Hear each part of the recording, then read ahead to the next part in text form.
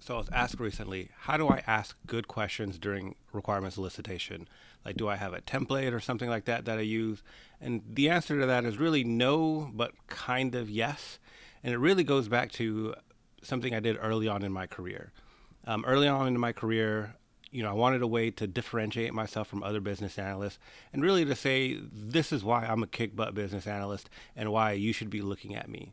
And so I told myself that I was going to be the visual business analyst. So it kind of makes sense how my career went kind of side by side with business analysis and UX because I'm very much interested in visual design, making things essentially look beautiful. And so I told myself, I'm going to differentiate myself by being the most visual business analyst at my organizations. That meant modeling things more often, taking the extra time to essentially present information in a way that is just better, more beautiful, better looking, easier to understand. And that led me to this kind of journey of, anytime I got an email, anytime I was going to facilitate a meeting, anytime somebody sent me something or there was information to be disseminated, my first thought was, what kind of model would make this information easier to understand so I myself can ensure that I have a clear understanding, but I could also ensure that any stakeholders who might need to interact with this information would also be able to have a clear understanding and that they would look at it and be like, wow, who made this? I want to talk to the person who made this. I want the person who made this on my project. I want everyone to be more like the person who made this. That led to something very interesting happening over time, because I was always thinking about the models I was going to create and how I was going to visualize it, make it easier to understand and make it look nice and all of that, I started thinking in models. That meant when somebody was giving me information, when they were talking to me, whether I was just sitting in a room listening to other people talk about a problem, whether I was leading the session and asking the questions myself, it made me think, okay, if I'm going to complete that picture, this is the information that I'm going to need. I haven't heard it yet. So then that's when I raise my hand and say, hey, wait, what about this? What about when it goes like that? What about these scenarios? What about these negative scenarios? And then later on, when I was really trying to nail down, okay, how do you ask better questions? I realized that's really how I got there, right? I was essentially thinking with the end in mind. What's the final outcome going to be? And when you look at all those business analysis models and techniques that exist out there, that's exactly what they're trying to do. They're trying to get you to think about information in a way that asks you better questions. And so if you're already thinking about what the end result is going to be, you're going to ask better questions up front.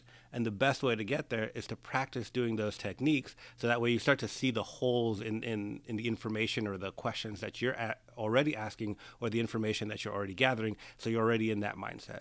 So we'll walk through a couple of techniques so I can illustrate that for you a little bit more clearly on why the end result is really how you ask better questions up front. The first and least visual of the models is a user story.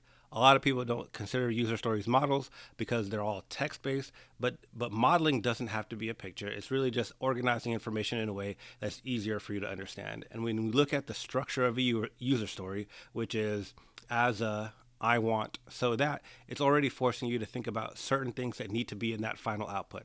As a who's the stakeholder? Who's benefiting from this? Why are we doing this? Oftentimes, when you're in the room, somebody's just going to be like, yeah, we need to build this new thing. And you're like, yeah, that new thing sounds smart. We should definitely do that. But do you ever ask, who's it for? Who's going to benefit from it? And if you know that your end output is going to have to be writing user stories for the backlog, then you should be thinking, okay, that's a great functionality that you just explained to me. Who's going to benefit from it? So you can write that user story later on. The I want is usually what you're getting from people anyway. They're telling you the features or functionality they want. So that's usually not the thing that you have to ask for.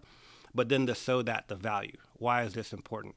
Oftentimes, they already thought about it. They know why it's valuable. So they're just telling you the end result. But the reason it's important for you to ask that question, why is it important? Why is this valuable? Why is it going to be beneficial? Is because once that person's out of the room and you need to make decisions about how that user story is going to be designed and the final solution, you might come up with better ideas if you know why that thing is going to be valuable. And you might even pivot a little bit from the original ask because you could think of something that will solve that why even better.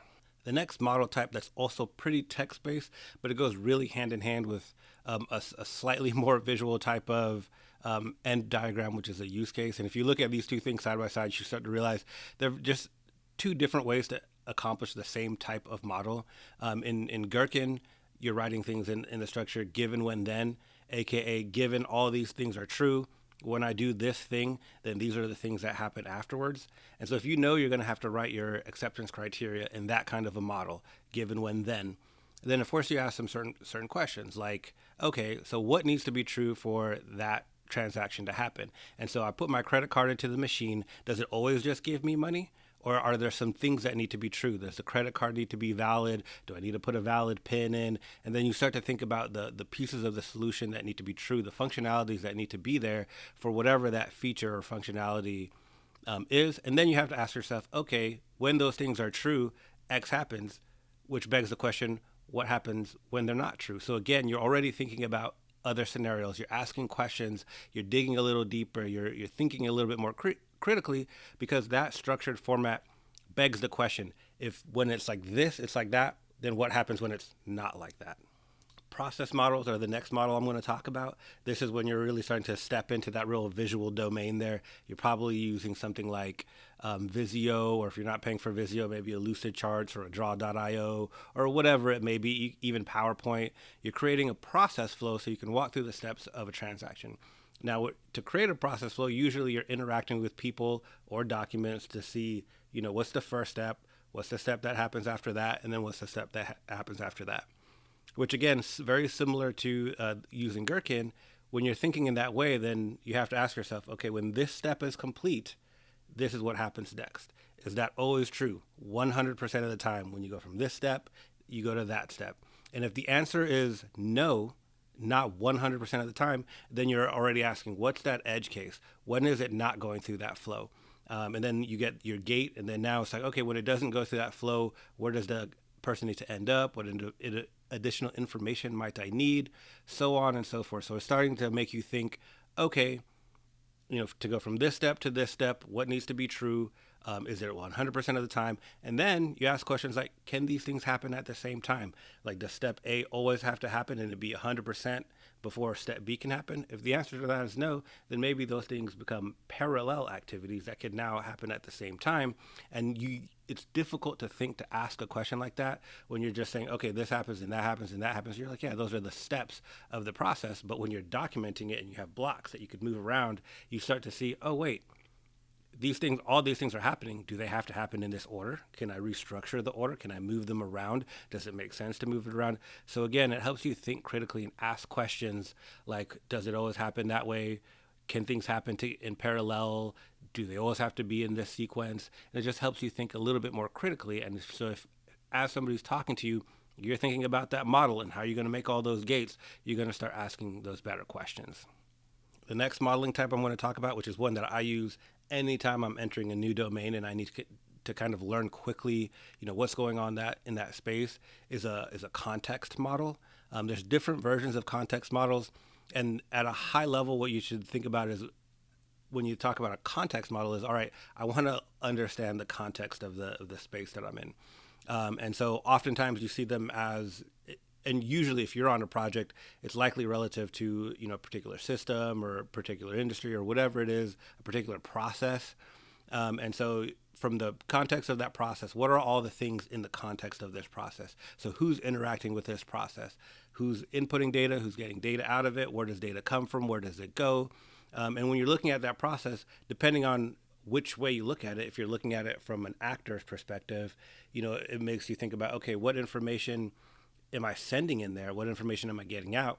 If you're looking at it from the context of the process perspective, you think, okay, I know all these things happen in the process. Where does that information come from? Is it coming from a system? Is it coming from a person? Is it input? Is it automated? And all of those questions, all of those thoughts make you ask better questions to, okay, well, where did that information come from? Oh, it comes from this source. I don't have that documented yet. What is the specific data that's coming from this source? Do we send any data back to that source? So again, you're asking better questions. Another kind of model that's similar to a context model is a concept model. A context model usually is around, centered around kind of like a halo in the center. Whereas a concept model is really just relationships between different concepts in the space.